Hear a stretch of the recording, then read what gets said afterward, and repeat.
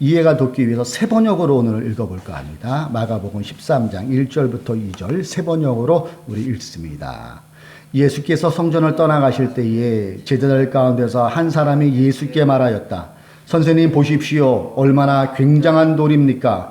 얼마나 굉장한 건물들입니까? 예수께서 그에게 말씀하셨다. 너는 이 큰 건물들을 보고 있느냐? 여기에 돌 하나도 돌 위에 남지 않고 다 무너질 것이다. 아멘. 이것은 주님의 말씀입니다. 아멘. 자, 본문을 근거로 화려한 신앙, 초라한 신앙, 이런 제목으로 오늘 말씀의 제목을 정해 보았습니다. 자, 요 말씀의 잠깐 배경을 말씀드린다면은, 유대의 율법학자들과 예수님께서 한바탕 설전을 벌이시죠. 그리고 제자들과 함께 성전을 쭉 빠져나가면서 길을 걸어가시는 거예요. 그때 제자들 중에 한 사람이 소리를 막 지르죠. 감격적인 소리로. 와, 선생님 보십시오. 얼마나 이 굉장한 돌입니까? 얼마나 굉장한 건물들입니까? 이렇게 얘기해요. 성전을 보고 그들의 마음이 막 흥분되고 또 화려한 건물에 그들의 마음이 뺏겼음을 우리는 보게 되죠. 그때 2절이 주님의 반응이 나오죠. 예수께서 그에게 말씀하셨다. 너는 이 큰 건물들을 보느냐? 여기에 돌 하나도 돌 위에 남지 않고 다 무너질 것이다. 제자들이 보고 있는 성전의 화려함이 나중에는 다 폐허가 되는 것을 주님께서 예언하신 장면이고 이미 주님께서는 그 끝을 보고 계시다는 것을 우리가 알 수가 있지요. 그 당시 제자들이 가리킨 성전은 헤롯 성전이라고 주석가들은 많이 표현을 하죠. 헤롯 성전. 그래서 예수님 당시에 이미 46년 정도 이렇게 걸쳐서 지어졌던 이 성전은 그 당시 가장 세련됐다고 하는 헬라식 외장형으로 이렇게 지어졌다고 합니다. 그래서 그 규모와 아름다움이 너무나 아름답고 그랬다고 해요. 지금은 그게 존재하지 않지요. 이 학자들의 그래서 고증들에 따르면 이렇게 연구해 보면은 성전의 크기가 쉬운 예로 축구장이 한 12개 정도. 예, 그 당시에 2000년 전이니까 굉장히 크지요. 그러니까 제자들이 놀랄 법도 하다고 생각이 됩니다. 이렇게 화려한 성전의 규모의 제자들은 압도당하고 있어요. 근데 예수님은 반대의 반응을 보이고 계세요. 오히려 이 아름답고 웅장한 건물을 보면서 오늘 이전의 말씀, 돌 하나도 돌 위에 남지 않고 다 무너질 것이라고 말씀하세요. 실제로 그것이 이루어졌죠. 그래서 AD 66년경에 시작된 유대와 로마 간의 전쟁이 붙고 AD 70년경에 끝까지 발악을 했지만은 항전을 했지만은 그 유대의 반란군을 디도 장군을 앞세운 로마 제국이 들어와서 이 화려한 성전은 다 무너져 버려요. 그래서 주님의 말씀대로 돌 위에 돌 하나 남지 않도록 완전히 초토화되고 남은 자락이 어디냐? 이스라엘 성지 줄레에 가면 그 통곡의 벽, 그 흔적만 이렇게 남아 있다고 얘기를 하죠. 주님의 예언대로 돌 하나도 돌 위에 남지 않는 그런 현상이 나타나 버리고 말았어요. 자, 우리는 이 오늘 본문 말씀을 통하여서 이걸 생각하면 좋을 것 같아요. 화려한데 초라함, 또는 화려한 신앙이냐 초라한 신앙이냐, 여기에 대해서 이 본문을 가지고 우리가 생각해 볼 수 있는 그런 시간을 갖기를 원합니다. 제자들이 본 것은 화려함이었어요. 그러나 주님이 본 것은 화려함의 반대 초라함이었다는 거예요.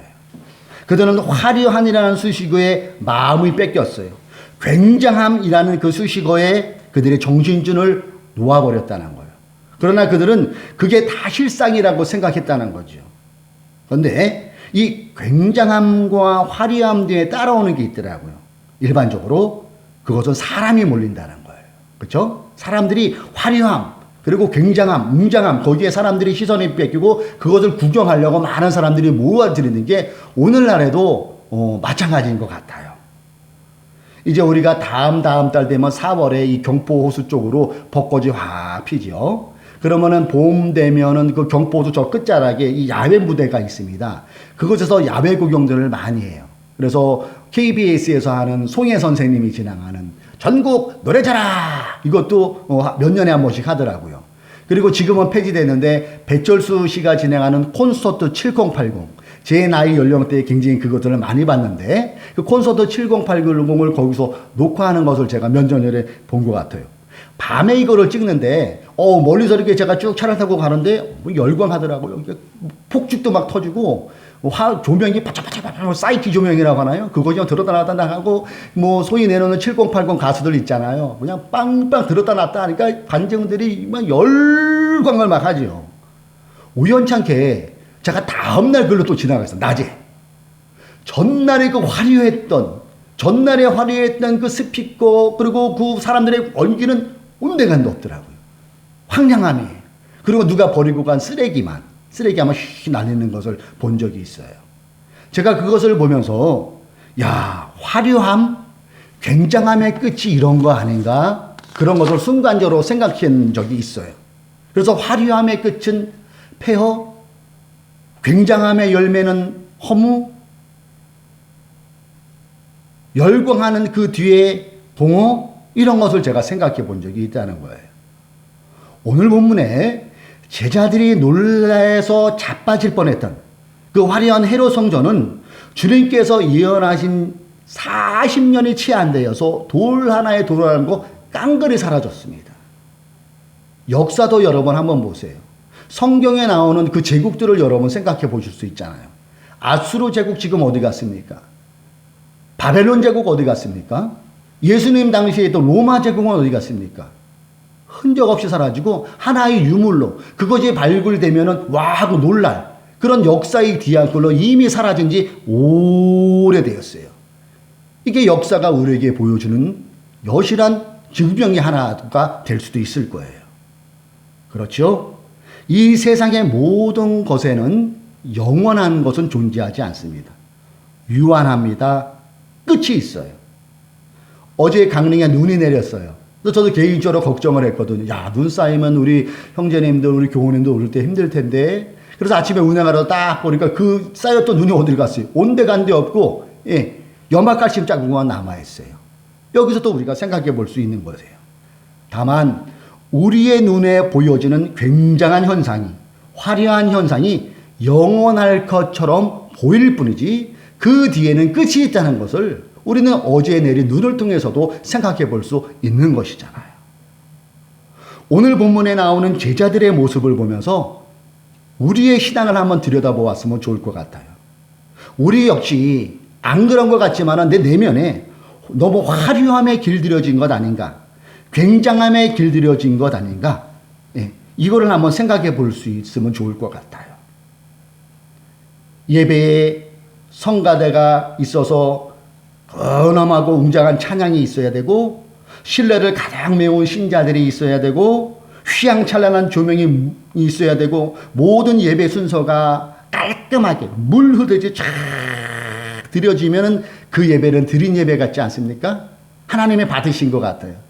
그러나 이 시간에 상간벽지, 영월이나 정선이나 대관령 산자락의 조그만 교회에서 할머니 두세 분이 모여가지고 곡조도 안 맞는 그 찬송을 부르고 그 예배에 설교를 하고, 그거는 그럼 여러분 예배 안 받을까요? 하나님께서? 그걸 한번 생각해 봐야 된다는 거예요.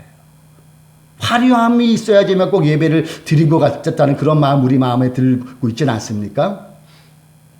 서울의 대형 교회에, 큰 교회는 봄이나 가을 정도에 거의 한 차례 이렇게 선교대회를 하죠. 선교대회. 그래서 세계 각지에 나가 있는 선교사님들이 모여서 위로도 받고 또 세임을 얻고 또 글에 필요한 것들도 채워주는 참 소중한 시간이에요. 근데 그 예배 이렇게 보면은 그 부서마다 또 그 선교사님을 초청해서 또 설교를 듣고 또 은혜를 나눠요. 근데 이 선교사님들을 모셔서 은혜 받았다고 할 때에 공통점이 있더라고요. 그것은 간증이 있어야 돼요. 그냥 간증이 있으면 안 돼요. 극적인 간증. 어느 사람이 왔는데 죽을 병에 걸리는데 안수해서 나았다든가, 아니면 10명, 12명 모였던 사람이 열심히 나가서 전도해가지고 그 해에 1000명이 됐다든가. 그러면 엄청나게 은혜를 받았다고 해요. 그런데 오늘 본문에 말씀하는 그 말씀만 충실히가 잘 전하면은, 본문에 근거한 것을 잘 전하면은 어찌된지 성도님들이 은혜를 못 받는 것 같아요. 왜 그런 것 같습니까? 네, 화려함을 쫓는 거잖아요. 그래서 이 노래난 선교사님들이 이 성도님들의 마음을 알아요. 그러니까 이 간증이 과장되고 미화돼서 여기에 따르는 병폐도 또 그런 안 좋은 무리를 잇는 것도 제가 본 적이 있어요. 교우 여러분, 이러한 것은 굉장함을 추구하는, 화려함을 추구하는 신앙의 단적인 면이라고 여러분 생각되지 않으십니까? 그러나 주님께서 우리에게 원하시는 신앙은 굉장한 신앙이 아니에요. 화려한 신앙이 결코 아닙니다. 오히려 주님께서 우리에게 원하시는 신앙은 초라한 신앙일 수 있다는 거예요. 초라한 신앙? 그럼 초라한 신앙이 뭘까요? 화려함에 마음 뺏기지 않는 신앙이잖아요. 굉장함에 정신줄 놓지 않는 신앙입니다. 인간의 모든 것에는 끝이 있음을 알고 사는 신앙. 이것이 초라함의 신앙일 수가 있다는 거예요. 그리고 초라한 신앙은 영원을 바라보는 안목을 갖고 사는 신앙일 거예요. 그래서 이 영원한 신앙 안에는 실패를 동반할 수도 있음을 전제해요. 실패. 굉장한 신앙은 흔행을 동반한다고 제가 말씀드렸어요. 그러나 영원한 신앙, 초라한 신앙은 실패를 동반할 수 있음을 동의할 수 있어야 된다는 거예요. 그런데 여러분, 실패로 끝날까요? 그렇지 않더라고요. 이 초라한 신앙에서 굉장한 신앙에서 실패가 동반될 수 있지만은 그 이유가 있더라고요. 그래서 영원한 신앙을 추구하는 과정에서 나타날 수 있는 실패는 거기서 끝이 아닙니다. 흥행이 처음에는 각 사람들에게 각광을 받고 그럴듯하게 보이지만은 종국에는 폐허와 공허가 남을 수 있는 것처럼 영원한 신앙을 추구하다 맛보는 이 실패는 그 과정이 아플 수도 있고 고통스러울 수도 있지만은 마지막이 있다는 거예요. 그 마지막이 뭡니까? 상급이라고 성경은 우리에게 한결같이 증거해 주고 있어요. 그 대표적인 내용이 로마서 8장 18절 세 번역으로 제가 읽어봅니다. 현재 우리가 겪는 고난은 장차 우리에게 나타날 영광이 견지면 아무것도 아니라고 나는 생각합니다. 우리가 로마서에서 이 부분을 아마 살펴봤을 것 같아요. 그렇죠? 이 로마에 보내는 사도 바울이 로마 교회 성도들을 권면하면서 위로하면서 이 구절을 쓴 거잖아요. 그래서 로마 교회 성도들이 예수를 믿는 그 이유로 당하는 고난, 그리고 어려움이 있지만은 그 영원한 신앙을 여러분들이 추구하고 있기 때문에 이 지금의 고통이지만 그 뒤에는 상급이 있음을 사도 바울은 로마 교회 성도를 위로하면서 확신에 차서 이 구절을 쓰고 있는 거잖아요. 화려함보다는, 굉장함보다는 주님께서 원하시는 영원한 신앙의 길을 걷는 사람들은 지금의 고통보다 상상할 수 없을 정도로 그 영광이 너무 커서 오히려 내가 지금 겪고 있는 고통과 실패의 그 쓰라림을 잊어버릴 정도로 하나님께서 우리를 붙잡아 주시고 거기에 대한 상급을 주신다는 것을 사도 바울은 지금 로마 교회에게 얘기해 주고 있는 거예요. 그래서 이것이 영원한 신앙에 주는 선물이라는 것을 우리가 이 구절을 통해서도 알아차릴 수가 있다는 것입니다. 그리고 마태복음 25장에 보면은 이와 같은 맥락의 말씀을 주님께서 하신 거 여러분 기억나실 거예요. 마태복음 25장을 우리는 흔히 천국장이라고 하죠. 천국장에는 천국장입니다. 천국장. 그래서 열처녀 비유, 그리고 달란트 비유 나오죠. 그리고 양과 염소의 비유도 나와요. 근데 그 세 가지 비유의 공통점이 뭡니까? 거기도 끝이 있다는 거잖아요. 상급이 있다는 거예요. 그래서 우리 또한 언젠가는 주님 앞에 설 날이 돌아옵니다. 그때 우리 또한 주님 앞에서 계수함 받아야 된다는 거예요. 이거는 누구도 예외는 아니에요. 그때 주님은 무엇을 보신다고 하셨죠? 우리가 이 땅에 살 때 부자로 살았냐, 가난하게 살았냐 보시지 않는다고 제가 일전에 말씀드렸어요. 넓은 평수의 집에서 살았냐, 조그만 평수에서 살았냐, 전세에 살았냐, 월세에 살았냐, 이거 보시지 않는다고 했어요. 그러면 주님께서 무엇을 보신다고요? 마태복음 25장 23절을 보면 우리가 깨달을 수 있어요. 그 주인이 이르되 잘하였도다.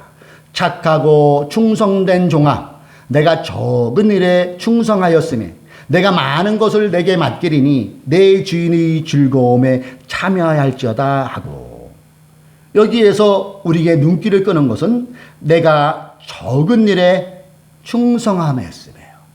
내가 적은 일에 충성하였음이, 이것은 하루하루의 소중함을 알고 내 가정에서, 내 일터에서, 내가 다니는 학교에서 땀 흘리는 거지요. 티나지 않게 섬기는 거지요.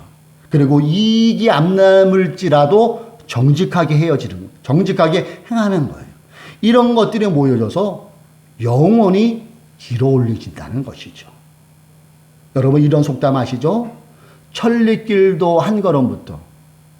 천리길이 어떻게 이루어진 거라는 거예요? 한 걸음에서 시작된 거예요. 낙숫물이 바위를 뚫는다. 이 속담도 들어보셨잖아요. 낙숫물 한 방울이 없으면은 낙숫물이 한 방울이 없으면 바위는 못 뚫는 거잖아요. 티끌모아 태산이 어떻게 이루어진 거예요? 티끌이 있어서 태산이 모아진 거잖아요. 그리고 이 속담의 공통점도 똑같은 거잖아요. 하나하나가 쌓여져서 큰 결과물을 이룬다는 것을 얘기해 주고 있는 거죠. 그래서 하루가 모여 일주일이 됩니다. 일주일이 모여 한 달이 됩니다. 그렇죠? 한 달에 모여 1년이 되는 거잖아요. 하루가 없으면 일주일이 없고 한 달이 없고 1년이 없고 우리의 일생이 없어지는 거예요. 이처럼 영혼을 믿고 사는 신앙인은 하루하루를 허투루 보내지 않습니다. 영혼을 믿고 사는 신앙인은 하나님께서 오늘 나에게 하루라는 이 달란트를 주셨구나. 그런 의미를 부여하고 적은 일 같지만 일상을 소중하게 생각하며 순간순간에 의미를 부여하며 살아가는 그 사람이 적은 일에 충성하는 사람입니다. 이 사람이 화려함에 속지 않고 초라한 신앙 그리고 영원한 신앙을 추구하는 삶의 모습이라는 것을 우리는 생각할 수 있어야 된다는 것이죠. 굉장한 흥행을 동반하는 것 같지만 끝은 폐허일 수 있어요. 화려한 헤롯 성전이 돌 하나도 남기도 없이 무너진 것처럼 우리는 굉장한 신앙을 경계해야 돼요. 눈에 보이는 것들로만 판단한다는 것은 위험한 겁니다. 우리가 추구하는 것은 굉장함이 아닙니다. 우리가 추구하는 것은 영원함인 줄로 믿습니다. 그 영원함은 실패 속에서 길어올릴 수도 있고 그 영원함은 고통을 동반하면서 길어올릴 수도 있다는 것입니다. 소문난 잔치에 먹을 것 없다. 이 속담 우리가 기억하면 좋을 것 같아요. 사랑하는 교우 여러분, 화려함에 속지 맙시다. 굉장함에도 속지 맙시다. 오늘은 내 인생 마지막 날의 첫날임을 기억합시다. 오늘은 내 인생 마지막 날의 첫날. 이것을 우리가 기억하면서 하나님께서 나에게 맡겨주신 하루라는 달란트를 소중히 생각하며 내 일상을 소중하게 잘 가꾸어 나가는 사람이 영혼을 얻을 수 있는 사람이고 그 초라한 신앙 속에서 하나님의 진리를 발견할 수 있음을 잊지 않는 저와 여러분 되시기를 주님의 이름으로 축복합니다. 순간순간 의미를 부여하며 살아갈 때 그 삶에서 하나님이 드러나시는 거예요. 그리고 그리스도인다운 삶을 살아갈 수 있는 거예요. 교회 여러분 다시 한번 권면드립니다. 굉장함보다는 초라함의 신앙을 추구하십시오. 왜 그렇다고요? 그 길이 영원을 믿고 사는 신앙인의 길이기 때문입니다. 그 길이 내가 변질되지 않고 교인을 뛰어넘어 그리스도인다운 삶을 살아가는 길이기 때문입니다. 사랑하는 교우 여러분, 여러분은 지금 화려한 신앙을 살아가고 있습니까? 아니면 초라한 신앙을 살아가고 있습니까? 기도하시겠습니다. 사랑의 하나님 감사합니다. 오늘